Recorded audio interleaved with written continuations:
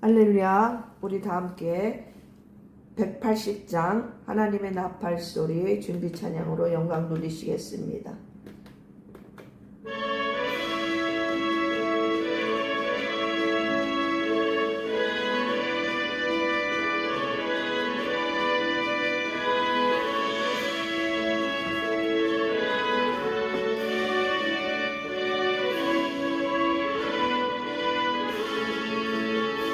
하나님의 나팔 소리 천지 진동할 때에 예수 영광 중에 구름 타시고 천사들을 세계 만국 모든 곳에 보내어 구원받은 성도들을 모으리. 나팔 불 때 나의 이름, 나팔 불 때 나의 나팔 불 때 나의 이름, 부를 때에 잔치 참여하겠네. 무덤 속에 잠자는 자 그때 다시 일어나 영화로운 부활 승리 얻으리. 주가 택한 모든 성도 구름 타고 올라가 공중에서 주의 얼굴 배우리. 나팔 불 때 나의 이름, 나팔 불 때 나의 이름, 나팔 불 때 나의 이름, 부를 때에 잔치 참여하겠네. 주님 다시 오실 날을 우리 알 수 없으니 항상 기도하고 깨어 있어서 기쁨으로 보좌 앞에 우리 나가서도록 그때까지 참고 기다리겠네. 나팔 불 때 나의 이름, 나팔 불 때 나의 이름, 나팔 불 때 나의 이름, 부를 때에 잔치 참여하겠네.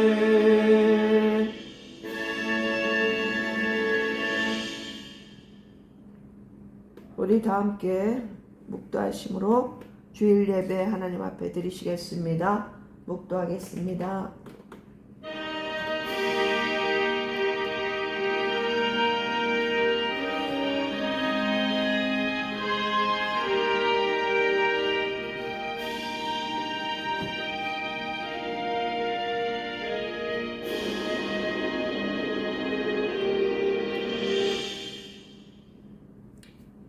우리 다 같이 경배 찬양 1장 드리시겠습니다.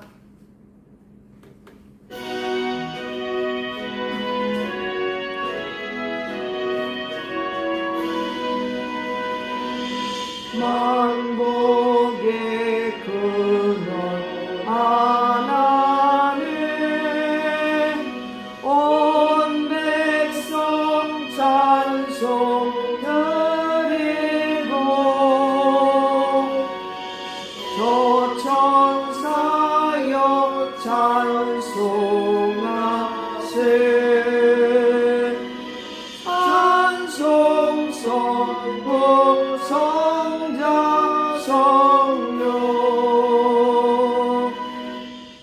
아멘.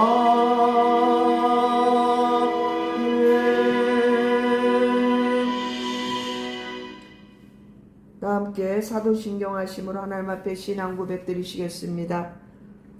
전우하사 천지를 만드신 하나님 아버지를 내가 믿사오며 그의 외아들 우리 주 예수 그리스도를 믿사오니 이는 성령으로 잉태하사 동정녀 마리아에게 나시고 본디오 빌라도에게 고난을 받으사 십자가에 못 박혀 죽으시고 장사한 뒤 사흘 만에 죽은 자 가운데서 다시 살아나시며 하늘에 오르사 전능하신 하나님 우편에 앉아 계시다가 저리로서 산자와 죽은 자를 심판하러 오시리라.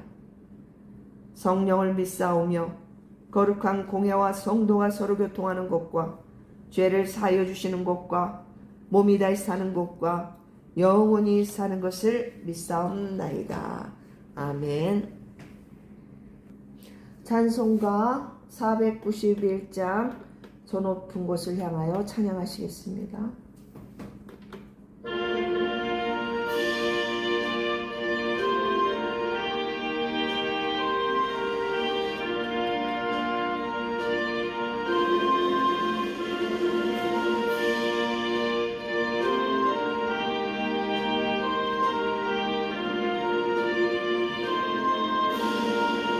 저 높은 곳을 향하여 날마다 나아갑니다.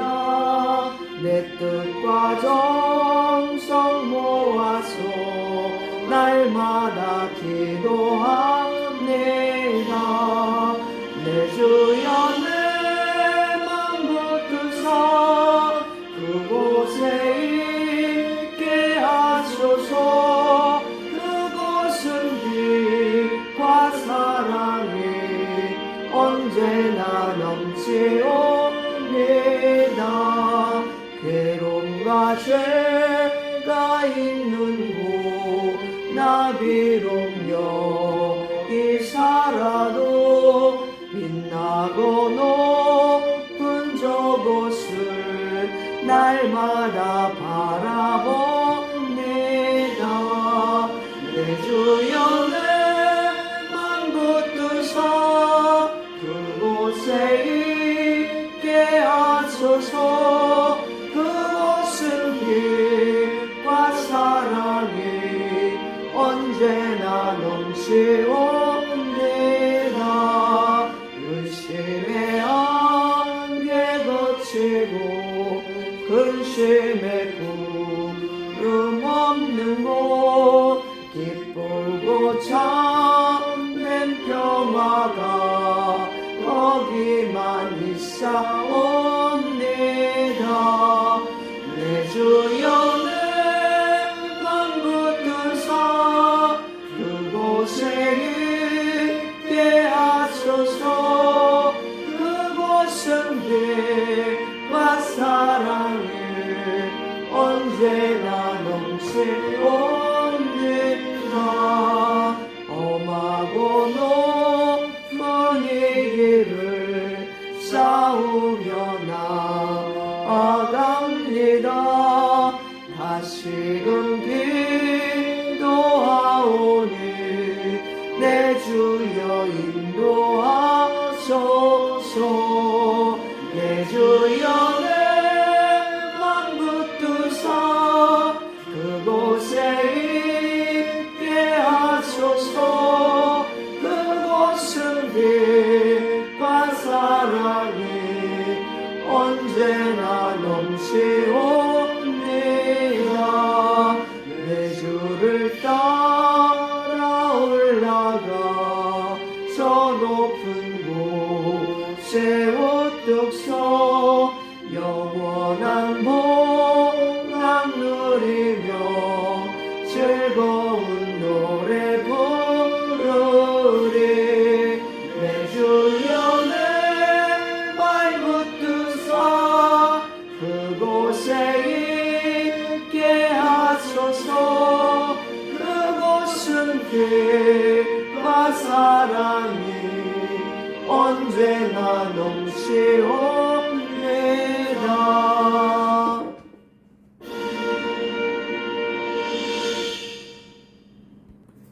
기도하겠습니다. 사랑과 은혜가 풍성하신 하나님 아버지, 주님의 거룩하고 복된 날 예배의 자리로 불러주시고 온 마음을 다해 찬양과 경배를 드리게 하시니 감사합니다. 지난 한 주간도 지은 저희들의 모든 죄악과 허물들을 십자가 보혈의 은혜로 용서하여 주옵소서. 알고 지은 죄 모르고 지은 죄 주홍같이 붉은 죄들이 있사오니 주님의 흘리신 피로 정결하게 씻어 주옵소서. 특별히 이 나라 선거 문제를 주께서 보시고 아실 줄 믿습니다. 하나님께서 친히 개입하여 주옵소서. 국민의 주권이 훼손되는 일이 없도록 하나님의 공의로 판단하여 주시고 역사하여 주옵소서. 아직도 무지함에 빠져있는 국민들을 깨워주시고 정신 차리게 하여 주옵소서. 참과 거짓을 분별하게 하여 주옵소서. 또한 이 땅에 하나님의 창조 섭리에 반하는 포괄적 차별금지법이 제정되지 않도록 막아 주옵소서. 어떠한 세태 속에서도 하나님의 법과 진리가 훼손되지 않도록 이 나라를 지켜 주옵소서. 오늘도 이 시간 선포되는 생명의 말씀을 들을 때 우리의 닫힌 마음의 문을 열어주시고 성령의 조명하심으로 말씀 속에 담긴 주님의 뜻을 밝히 깨닫게 하여 주옵소서. 그리하여 선포되는 말씀이 우리 영혼의 알곡으로 맺히게 하여 주옵시고 세상의 유혹과 어떤 시련 속에서도 흔들리지 않는 참된 믿음의 무게를 갖게 하여 주옵소서. 부족하고 연약한 종을 성령 하나님 붙잡아 주시고 오늘도 선포되는 말씀이 듣는 모든 성도들의 영혼을 깨워주시고 상처받은 심령을 치유하시고 삶의 영적 변화를 일으키는 능력의 말씀이 되게 하여 주옵소서. 예배 시종을 주님께 의탁하오며 우리 주 예수 그리스도의 이름으로 간절히 기도드렸사옵나이다. 아멘.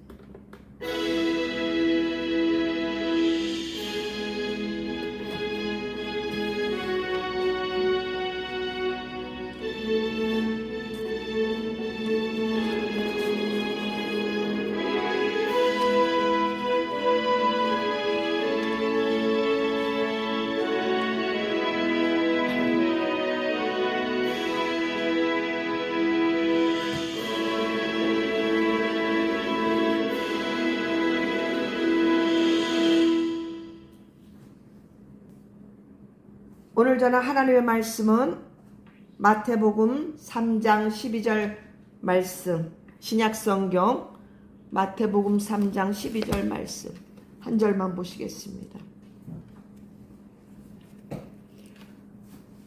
손에 키를 들고 자기의 타작마당을 정하게 하사 알곡은 모아 곡간에 들이고 쭉정이는 꺼지지 않는 불에 태우시리라. 아멘. 다시 한번 봉독하겠습니다. 손에 키를 들고 자기의 타작마당을 정하게 하사 알곡은 모아 곡간에 들이고 쭉정이는 꺼지지 않는 불에 태우시리라. 아멘. 오늘 말씀은 알곡과 쭉정이를 가르시는 하나님이라는 주제로 말씀을 전하도록 하겠습니다. 이 말씀은 세례의 요한이 우리 예수님의 오심과 그 마지막 심판에 대한 말씀이에요. 누가복음 3장 17절에도 똑같이 기록되어 있습니다. 그리고 오늘 함께 저와 여러분이 나눌 하나님의 말씀은 알곡과 쭉정이에 대한 말씀이에요. 이 알곡과 쭉정이에 대한 말씀은 우리 사복음서에 다 나오지는 않습니다. 오직 마태복음과 누가복음에만 있다는 거 여러분 참고해 주시고요. 우리가 알곡과 쭉정이를 말씀을 나누다 보면 우리 또 가라지를 빼놓을 수는 없어요. 근데 간혹 가다가 이 알곡은 너무 잘 아시는데 이제 쭉정이와 가라지에 대해서 좀 헷갈려 하시는 분들도 계시더라고요. 정확하게 분별치 못하시는 분들. 여러분 쭉정이와 가라지는 엄연히 다르다는 거 여러분 기억하시길 바랍니다. 달라요. 그래서 제가 지금 본론으로 들어가기 전에 잠깐 가라지에 대해서 먼저 말씀을 드리도록 하겠습니다. 우리 마태복음 13장 23절 13장 23절부터 24절 보시겠습니다. 예수께서 그들 앞에 또 비유를 들어 이르시되 천국은 좋은 씨를 제 밭에 뿌린 사람과 같으니 사람들이 잘 때에 그 원수가 와서 곡식 가운데 가라지를 덧뿌리고 갔더니 싹이 나고 결실할 때에 가라지도 보이거늘 집주인의 종들이 와서 말하되 주여 밭에 좋은 씨를 뿌리지 아니하셨나이까? 그런데 가라지가 어디서 생겼나이까? 주인이 이르되 원수가 이렇게 하였구나. 종들이 말하되 그러면 우리가 가서 이것을 뽑기를 원하시나이까? 주인이 이르되 가만두라. 가라지를 뽑다가 곡식까지 뽑을까 염려하노라. 둘 다 추수 때까지 함께 자라게 두라. 추수 때에 내가 추수꾼들에게 말하기를 가라지는 먼저 거두어 불사르게 단으로 묶고 곡식은 모아 내 곡간에 넣으라 하리라. 아멘. 이 말씀을 보면은 이 가라지는 누가 뿌렸다고요? 원수가 뿌렸다는 거예요. 원수 마귀, 사단이 뿌렸다는 거예요. 그래서 38절에 보면 이 가라지를 악한 자의 아들이라고 표현하고 있습니다. 악한 자의 아들. 다시 말해서 원수가 심어놓은 거짓 성도를 가리킨다고 말씀을 드릴 수가 있습니다. 여러분, 우리가 다니는 이 교회 안에 여러분 알곡만 있을 것 같습니까? 아닙니다. 가라지도 있다는 거예요. 그런데 왜 그냥 놔두라고 하셨을까요? 가라지 뽑다가 알곡 그 곡식까지 뽑을까봐 그냥 놔두라는 거야. 어떤 사람은 왜 저런 뭐 아기는 왜 이렇게 악한 자들 저렇게 그냥 내비두시냐 그럴 수도 있는데 그냥 내비놓더라. 나중에 추수할 때 그때 나누겠다는 거예요. 응? 왜냐면요 또 이 가라지의 겉모습을 살펴보면요 알곡과 너무 똑같다는 거예요. 그래서 추수되기 전까지는 이 사람의 눈으로는 웬만해서는 구별하기가 힘들다는 거예요. 그때 당시 유대 땅에는 가라지라고 하는 그 독보리 종류가 있었는데 자랄 때는 알곡처럼 밀이나 보리처럼 겉모습이 거의 똑같다는 거예요. 분간하기가 정말 어렵대요. 다 자라고 나서야 확실하게 구별할 수 있다는 거예요. 또 게다가 가라지 뿌리가 이 알곡의 뿌리하고 단단히 엉켜 있다는 거예요. 그래서 가라지를 뽑으려고 잡아당기면 알곡까지 뿌리채 뽑혀버리기 때문에 일단 그냥 놔둬라. 지금 말씀하시는 거예요. 응? 그러니 예수님께서 추수 때 그때 정리하겠다는 거예요. 추수 때. 그때까지. 응? 그래서 마지막 때에 하나님께서 완벽하게 구별해서 심판하실 것이기 때문에 그 전까지는 이 알곡 참 성도들을 보호하기 위해서 내버려두라는 거예요. 또한 이 말씀 속에는 회개와 구원을 향한 하나님의 그 사랑과 그 인내의 의미 또한 담겨 있다는 거 여러분 기억하시기를 바랍니다.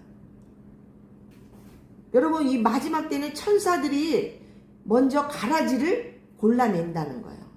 단으로 묶어버리고 지옥불에 던져버린다는 거예요.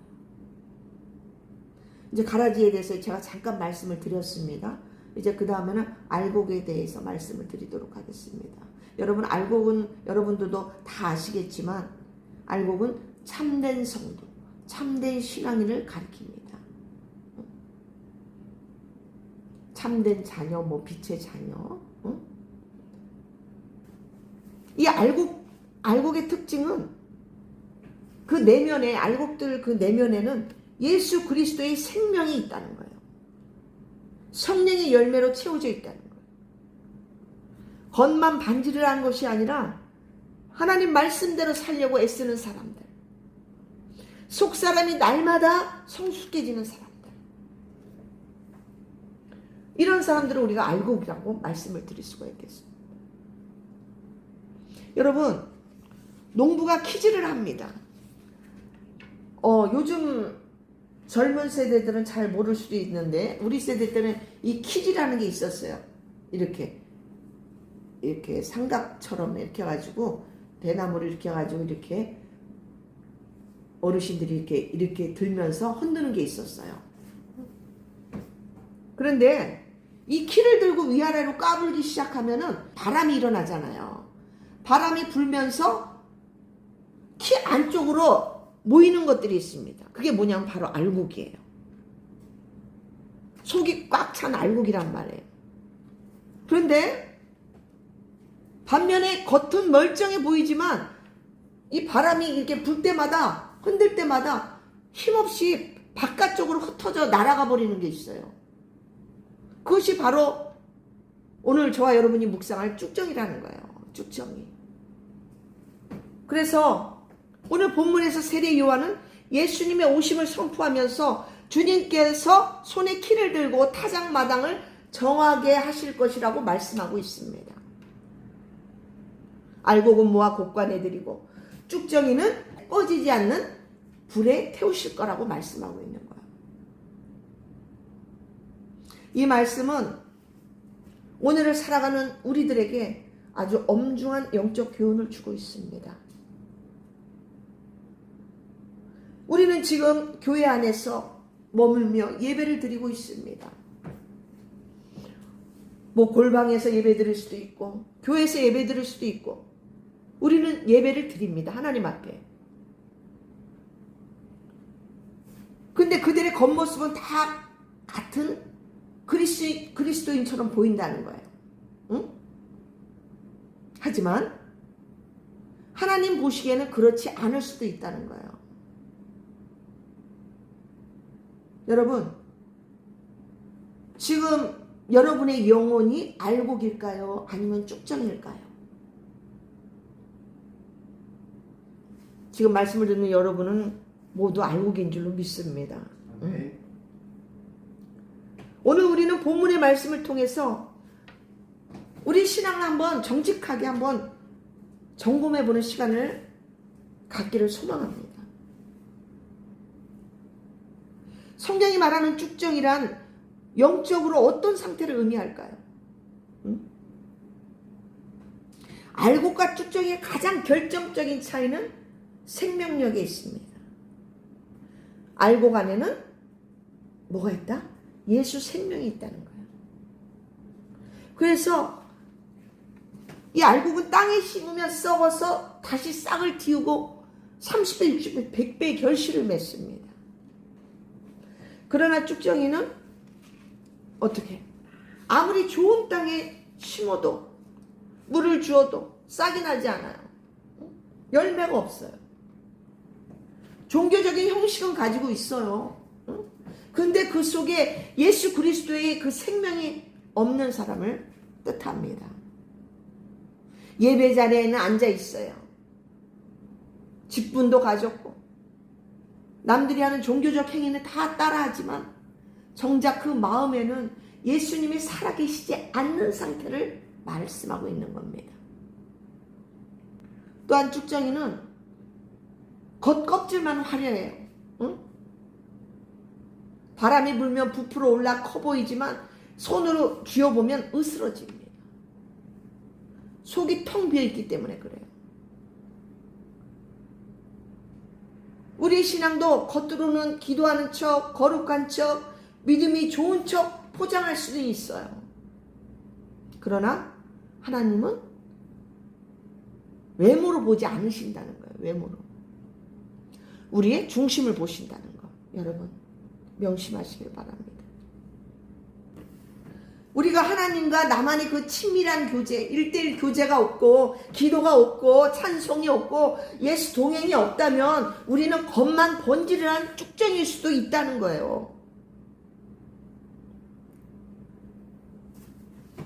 여러분 예를 들어서 외식하는 자들 누구죠? 바리새인들과 서기관들이었어요. 이들이 대표적인 쭉정이라고 말씀드릴 수가 있습니다.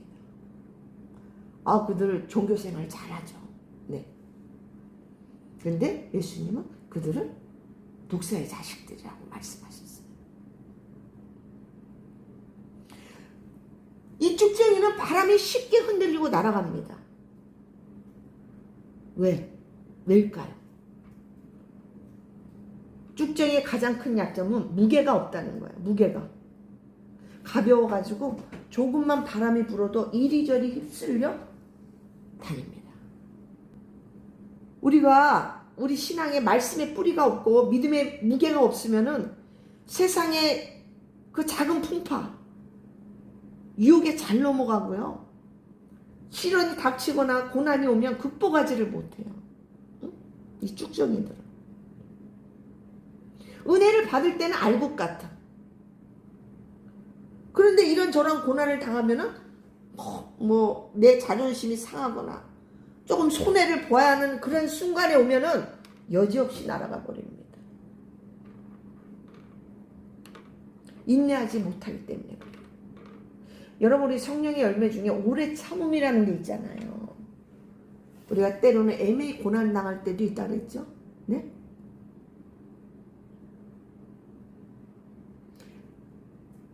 여러분, 하나님은 왜 키질을 하실까요? 오늘 본문은 주님이 손에 키를 들고 자기의 타작마당을 정하게 하사 이렇게 말씀하고 있습니다. 여기서 키는 곡식 중에서 쭉정이를 걸러내기 위한 농부가 흔드는 도구라는 거예요. 응?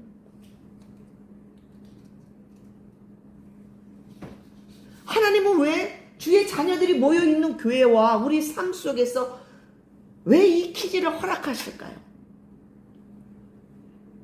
첫 번째는 진짜와 가짜를 구별하기 위함입니다. 진짜와 가짜. 제가 아까도 말씀드렸지만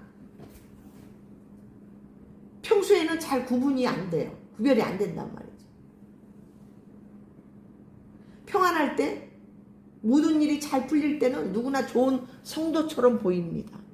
그러나 하나님은 때때로 우리 삶의 고난의 바람, 시험의 바람이라는 그런 키질을 하십니다.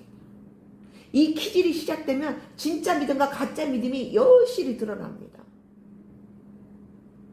알곡은 고난의 바람이 불수록 더욱 주님의 품으로 다가갑니다. 아까 제가 말씀드렸잖아요. 알곡은 그 농부 품으로 자꾸 안으로 들어간단 말이에요. 또 무게가 있기 때문에.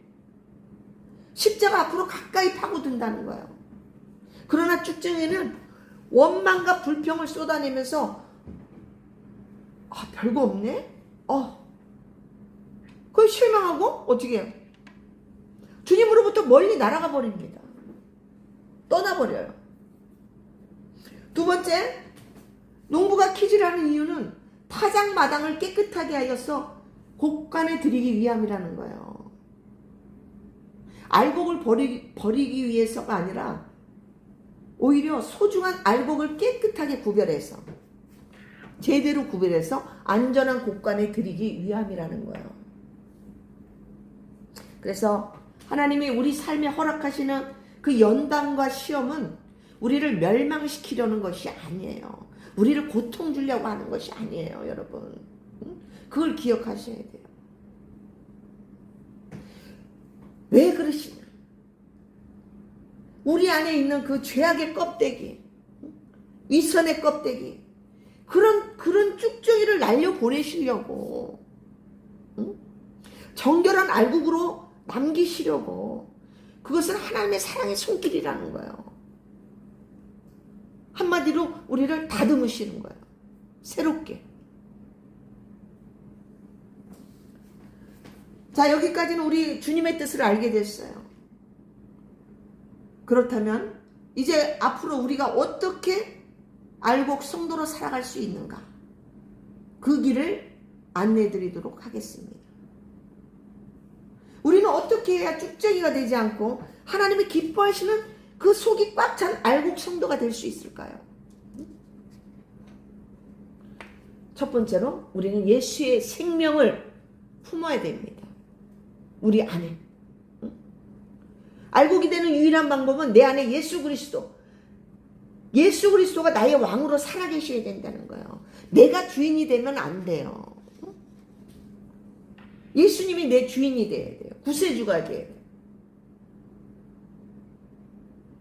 요한복음의 말씀처럼 포도나무이신 예수님께 붙어있는 가지가 어때요? 자연스럽게 풍성한 열매를 맺잖아요. 응? 그와 같아요. 주님 안에 거할 때 우리 영혼은 비로소 속이 꽉 차오르기 시작합니다. 두 번째로는 말씀과 기도를 우리 내면에 채워야 돼요. 이게 없으면 안 돼요, 여러분. 그래서 이렇게 주일마다 설교를 하고 제가 또 가까운 지인에게는 늘 한 구절에서 두 구절 이렇게 말씀을 보내드립니다. 그것을 귀찮아하거나 스트레스 받지 마세요. 그걸 감사하게 생각하셔야 돼요. 그걸 한 번 읽을 때 하는 놀라운 여러분 역사가 나타납니다. 그 말씀이 내게 되는 거예요.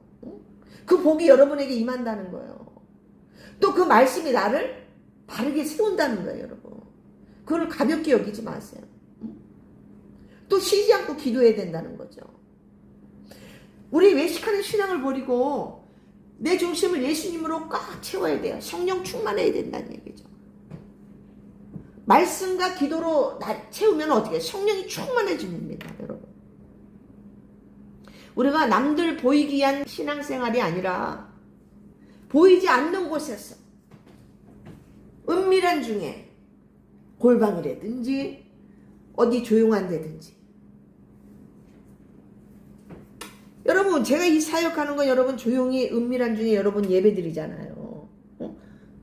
시끄러운 데서 하는 게 아니잖아요. 그죠? 은밀한 중에 예수님과 대면하는 시간을 여러분 가지시기를 바랍니다. 그게 엄청 중요한 시간들이에요. 내 영혼을 살찌는 시간. 영혼의 양식을 채우는 시간이 될 줄로 믿습니다. 하나님의 말씀을 주야로 묵상하고 그 말씀대로 살려고 애쓰는 사람. 우리가 다 지킬 수는 없어요. 그죠? 연약하기 때문에. 그러나 우리가 어떻게 하나님 말씀을 순종하려고 노력을 하잖아요. 그죠? 내 자신을 쳐서 그래 나도 이제 조금 좀 더 하고 싶지만 절제해야지. 그만해야지. 응? 삶의 소소한 문제까지도 주님 앞에 가지고 나가는 거예요. 그리고 무릎 꿇는 거예요. 여러분 꼭 이렇게 무릎 꿇어서 꿇으라는 게 아니라 꿇을 수도 있지만 그 마음을 주님 앞에 드리라는 거예요. 기도하면서. 응? 그럴 때 우리 영혼은 묵직한 알곡으로 만들어집니다. 또한 세 번째, 우리는 이 성령의 열매로 우리의 삶을 증명해야 돼요. 알곡은 결국 열매로 증명하거든요. 응? 우리 입술의 고백뿐만 아니라 삶의 열매, 삶의 열매. 삶 속에서 어떻게, 가정에서, 일터에서, 교회에서 나의 인격과 삶을 통해서 예수님의 향기가 나야 돼. 구별돼야 돼요, 여러분. 똑같으면 안 되겠죠. 어떻게? 같이 막, 응? 저기 하면 되겠어요? 그죠? 응. 예수 사랑의 향기가 나야 돼. 구린내가 말고 향기. 샤르의 꽃 예수. 그 향기. 갑자기 백합 향기가 막 맡고 싶은데 그런 향기가 나야 된단 말이에요. 저 사람 예수 믿는구나. 정말 크리스천이구나. 응? 그렇게 빛이 돼야 된단 말이에요. 응? 그럴 때 하나님 우리를 알곡으로, 참된 알곡으로 인정해 주시는 거예요. 사랑하는 성도 여러분, 모든 인간에게는 마지막 때에 타작마당의 결산은 반드시 치르게 되어 있습니다. 여러분 인간이 세상을 떠나면 끝이 아니라는 거예요. 끝이 아니에요. 반드시 사후세계가 구분되어 있습니다. 어디요? 천국같이요. 에이, 그런 게 어딨어. 잘 먹고 잘 살다가 잘 놀고 가면 되지. 저 이런 소리 들으면 너무 안타까워요. 진짜. 물론 몰라서 그래요. 아직 몰라서. 여러분, 인간이 육신의 그 죽음을 맞이한 이후에는 반드시 영혼이 갈라지는데 응? 잘 들어보세요. 예수 그리스도를 구주로 믿고 죄사함을 받은 사람들은 하나님과 영원히 함께 천국으로, 낙원으로, 파라다이스로 향하게 됩니다. 그렇지 않은 이들은 하나님과 영원히 단절되는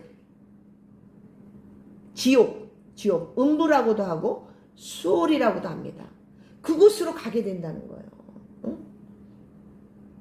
여러분 부자와 나사로 보면은 너무 잘 알 수 있잖아요. 그죠? 그 비유 말씀 보시면. 그런데 여기서 끝이 아니라는 거예요. 성경에서는 천국과 지옥, 보통 낙원과 음부라고 이렇게 말씀하고 있죠. 응?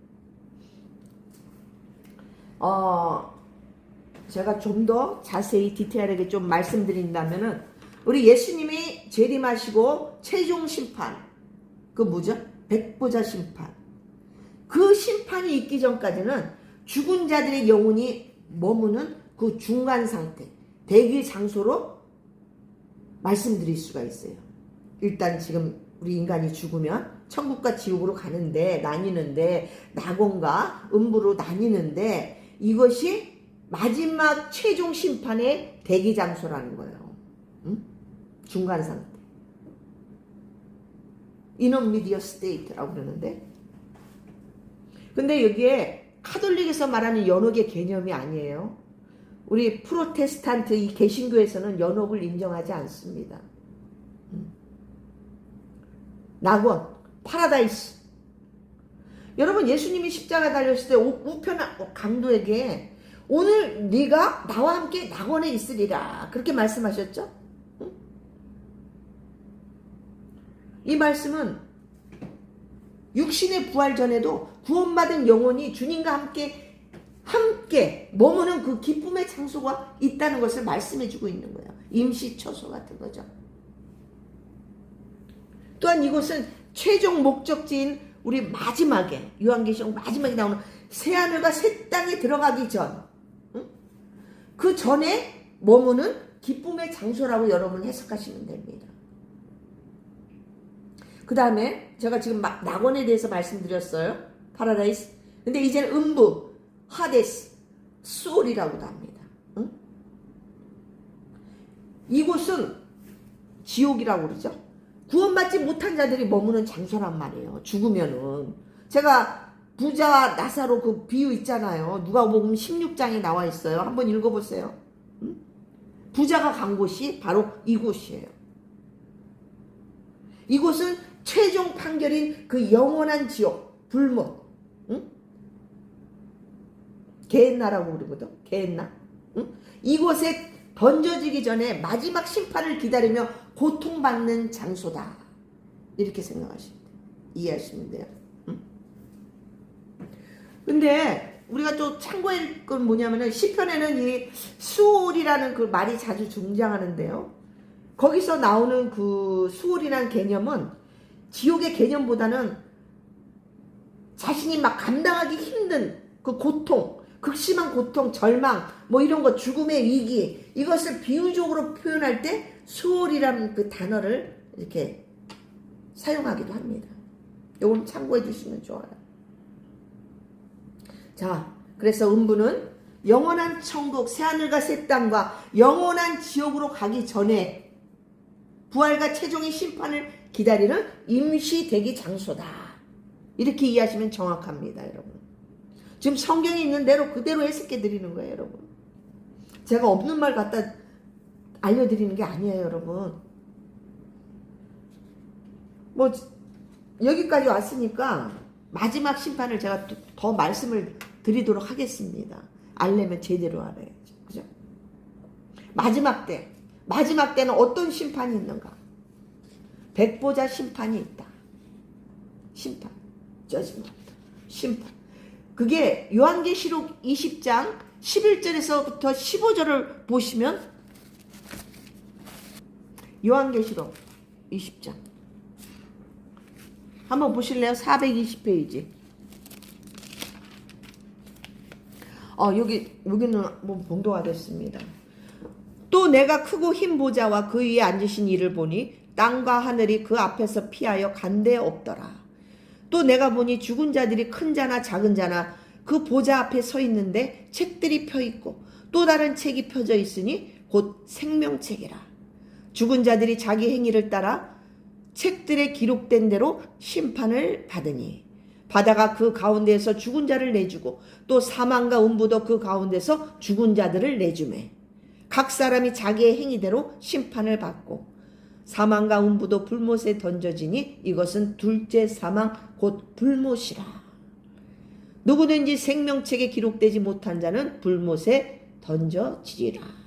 이게 마지막 영원한 불못. 응? 아까 제가 개인나라고 그랬죠. 영원한 형벌을 받는 그 불못을 얘기하는 거예요. 응? 이와 같이 인류의 역사의 마지막 때 모든 인류가 부활하게 됩니다. 최종적인 심판을 받게 된다고 말씀하고 있는 거예요. 지금 요한계시록 10장에. 하나님 앞에, 이 하나님 앞이라는 것은 예수님 앞에. 우리 요한복음 5장 22절을 보면은 아버지께서, 이거 지금 성부 하나님 말씀을 드리는 거예요. 아버지께서 아무도 심판하지 아니하시고 심판을 다 아들에게 맡기셨으니 그러면 심판하실 리가 누구다? 예수 그리스도다. 우리는 예수 그리스도 앞에 서게 된다는 거예요. 예수 그리스도 앞에. 응? 1대1로 단독으로 서서 자신의 행위와 믿음에 대해 직구하게 됩니다. 고백하게 된다는 거예요. 이거를 백보자 심판이라는 거예요. 왜 백보자냐? 크고 흰 보좌를 지칭하고 있잖아요. 응?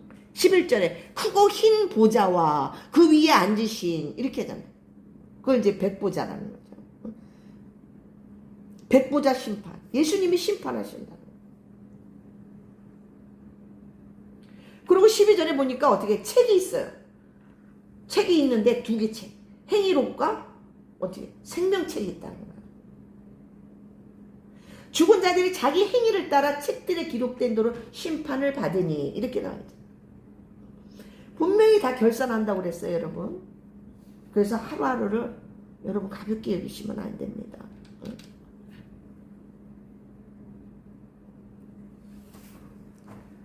뭐 여기서 행위록이라고 이렇게 딱 나오는 건 아니지만 우리 신학자들이 이걸 해석했을 때 행위록이라고 말씀을 드리는 거예요. 근데 이제 생명책은 그대로 나와 있죠. 생명책. 13절에 보니까 바다가 그 가운데서 죽은 자들을 내주고 또 사망과 음부도 그 가운데서 죽은 자들을 내주고 각 사람이 자기 행위대로 심판을 받고 이 바다가 죽은 자를 내어준다. 이 표현은요. 거역할 수 없는 그 신적인 권세를 생생하게 나타내주고 있어요. 바다에서 빠져 죽어서 뭐 시신조차 찾지 못한다 해요. 근데 우리가 마지막 때는 온전한 신령한 몸으로 부활하는 거예요. 그래서 심판대 앞에 쏜다는 거예요. 우리 구약성경 욥기 19장 25절 26절에 보면 이 말씀을 아주 잘 나와 있어요. 또 다니엘서 12장 2절 여러분 찾아보시기를 바랍니다. 욥기 19장 25절에서 26절 다니엘서 12장 2절 그 다음에는 사망과 음부도 죽은 자를 내어준다. 결국 이 말씀은 우리가 상상할 수 없는 그 형태의 죽음일지라도 제가 좀 전에도 말씀드렸잖아요. 뭐 가루가 됐어. 없어졌어. 흩어졌어. 땅에도 뭐 뼈만 남잖아요. 흙으로 완전히 돌아간 경우까지 이 모든 것을 초월해. 하나님은 전지전능하시기 때문에 모든 인간의 육체와 영혼을 온전하게 부활시키신다는 거예요. 부활. 그래서 예수를 믿는 것에서 부활은 빼놓을 수가 없는 거예요. 아멘. 아멘. 그래서 부활의 절대적인 확실성을 보여주는 대목이 바로 이 대목이에요. 14절 15절 응? 불못에 그것이 둘째 사망이라는 거예요. 마지막에 결판을 내는 거죠. 지옥에 가는 거예요. 영원한. 그래서 우리 모두는 하나님 앞에 서서 인생을 결산하게 돼 있다는 거. 그 누구도 예외는 없다는 거. 여러분 꼭 기억하시길 바랍니다. 예수 믿으셔야 돼요. 예수를 잘 믿으시고 가족들에게 복음을 전하세요. 여러분. 응? 우리가 불못에 가면 안 되잖아요. 응? 거기 나오고 싶어도 나올 수 있습니까? 못 나와요. 뭐 거기 가기 전에 지옥도 그렇죠. 못 나와요. 자, 오늘 본문으로 돌아와서 마태복음 3장 12절은 우리에게 정말 엄중하게 경고하고 있는 말씀이에요. 우리는 천국에 가지만 쭉정이는 어떻게 꺼지지 않는 불에 태우신다는 거예요. 여러분, 지금 제가 이렇게 쭉 이 마지막 때 심판에 대해서 이렇게 좀 언급해 드렸잖아요. 여러분 들어보니까 어떠세요? 여러분, 이 하나님의 말씀, 이 로고스, 이 복음은 1.1획도 오류가 없다는 거 여러분 아셔야 돼요. 마태복음 5장 18절에 1.1획도 결코 없어지지 아니하고 다 이루리라. 예수님이 말씀하셨어요. 아멘? 아멘. 그대로 이루어진다는 거예요, 여러분. 그런데 여러분, 두려워하지 마세요. 두려워하지 마시기 바랍니다. 왜? 우리에게는 소망 되시는 예수님이 계시기 때문에 그래요. 아멘. 아멘? 우리 생명 되신 우리 예수님은 우리 안에 있잖아요. 그죠? 그래서 이 심판에 대한 내용은 여러분 우리에게는 두려움이 아니라는 거예요. 응? 얼마나 기대가 돼요? 응? 미래의 소망을 갖게 하시는 축복의 메시지라는 걸 여러분 기억하셔야 돼요. 두려움을 주려고 이 요한계시록을 쓴 게 아니에요. 믿지 않는 자들, 악한 자들은 이게 두려움이 될 수 있겠지만 우리에게는 축복의 메시지다. 그런데 우리가 기억해야 될 것이 무엇이냐? 지금은 어느 때냐는 거예요. 어느 때. Now.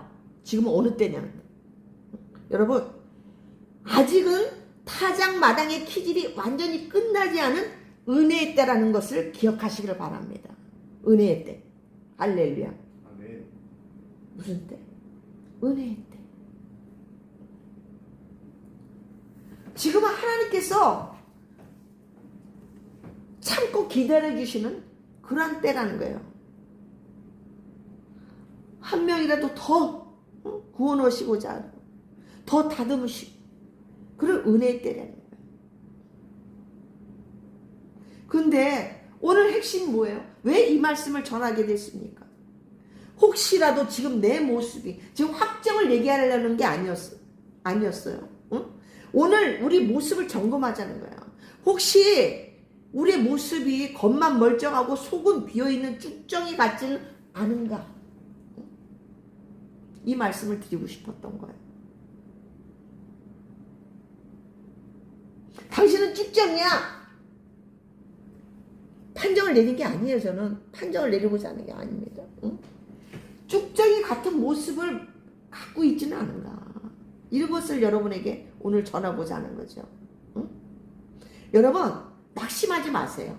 혹시 내 모습이 쭉정이와 같은 모습이 있었던 것 같아. 지금 생각해보니까 말씀을 들어보니까 외식하는 자 같기도 했고 응?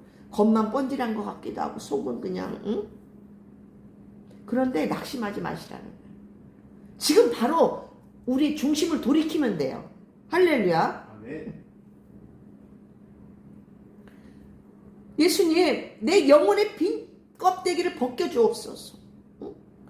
예수 생명으로 성령의 은혜로 가득 채워주옵소서. 이렇게 기도하시면 돼요. 할렐루야. 돌이키는 마음, 회개하는 마음, 이게 가장 중요해요. 여러분 제가 항상 외치죠. 문제 해결의 시작은 회개라 그랬어요. 여러분 회개부터 시작되는 거예요. 그럴 때 문제는 하나하나 풀어지기 시작합니다.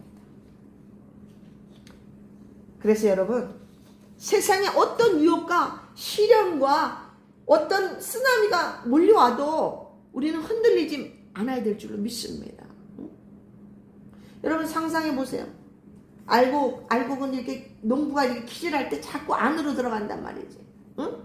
농부 품 안쪽으로 들어간단 말이야. 모인단 말이야. 그러나 쭉정이는 날아가 버리죠. 이쪽, 저쪽 바람에 날아가 버리고. 로마서 8장 18절 생각하건대 현재의 고난은 장차 우리에게 나타날 영광과 비교할 수 없도다.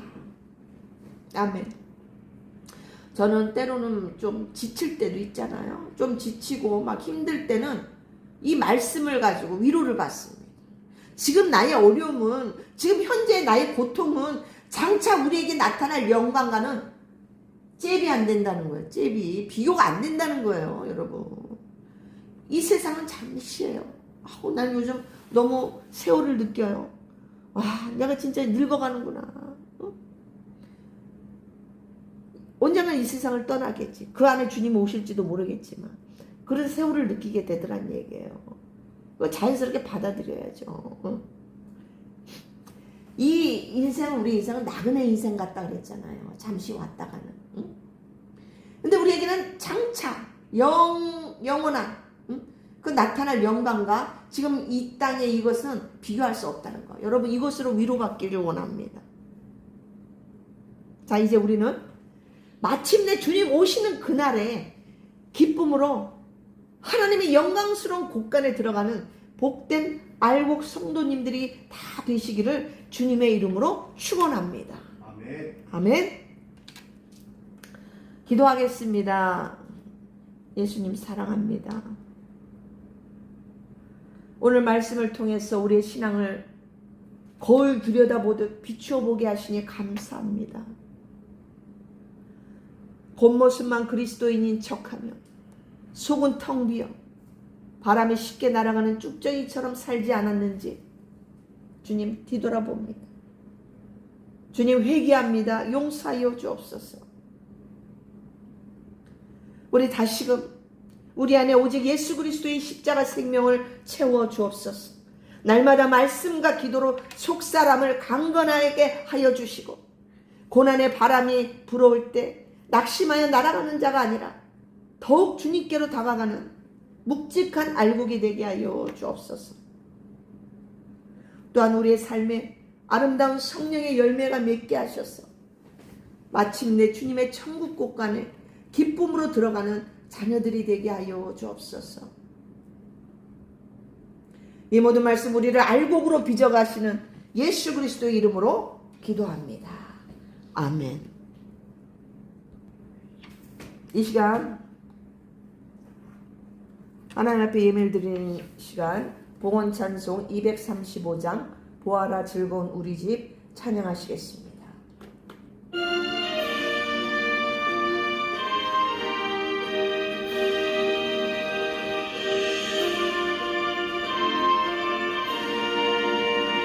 보아라 즐거운 우리 집 밝고도 거룩한 천국에 거룩한 백성들 거기서 영원히 영광에 살겠네.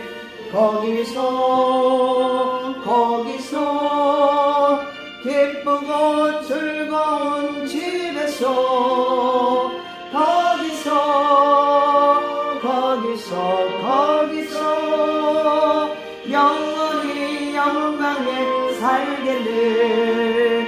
앞서간 우리의 친구들 광명한 그 집에 올라가 거룩한 주님의 보좌 장미로 영원히 즐기네.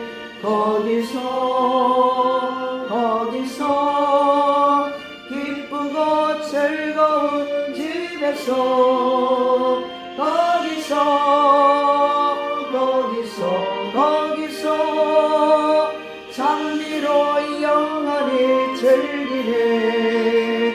우리를 구하신 주님도 거룩한 그 집에 계시니 우리도 이 세상 떠날 때에 주님과 영원히 살겠네. 아멘. 거기서 기쁘고 즐거운 집에서 거기서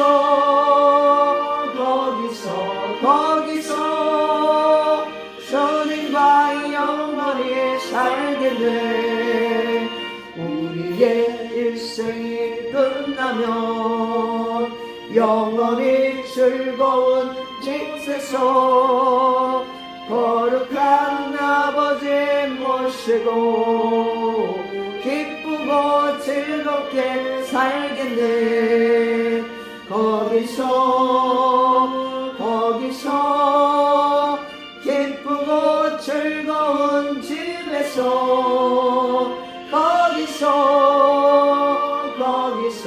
거기서 기쁘고 즐겁게 살겠네.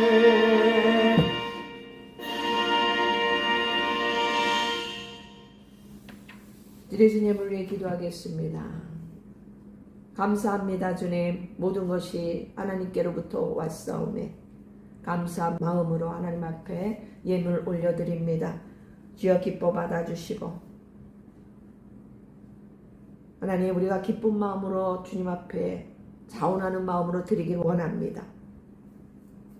우리의 삶의 행동뿐만 아니라 물질 또한 심은 대로 거두게 하신 우리 하나님, 드려진 손길이의 믿음이 하나님 흔들어 넘치도록 채우시고 공급하여 주옵소서.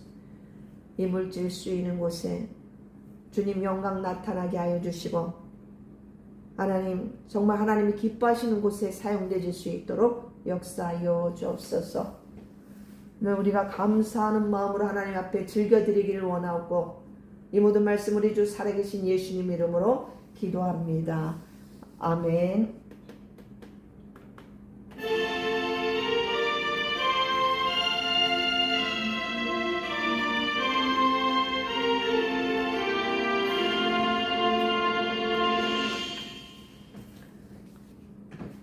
여러분들 늘 오늘 말씀 이렇게 되새김질 하시기를 바랍니다. 늘 지금은 진짜 마지막 때가 가까웠다고 말씀들을 많이 하시죠. 늘 깨어 있으시고 예수님께 사랑 고백 많이 드리시기를 바랍니다. 그래서 우리 모두 알곡이 되고 천국 곳간에 들어가는 새하늘과 새 땅에 들어가는 저와 여러분 되시기를 축원합니다. 오늘은 특별히 광고는 없습니다. 여러분들 늘 매일매일 매순간 예수님께 사랑 고백 많이 드리시기를 바랍니다. 이제 축도로 모든 예배를 마치도록 하겠습니다. 이제는 우리 주 예수 그리스도의 은혜와 하나님 아버지의 무한하신 사랑과 성령의 교통 내주 인도하심이 모두가 알곡되기를 소망하는 모든 성도님들 머리의 삶의 가정의 자녀의 이제로부터 영원까지 함께 계실지어다. 아멘.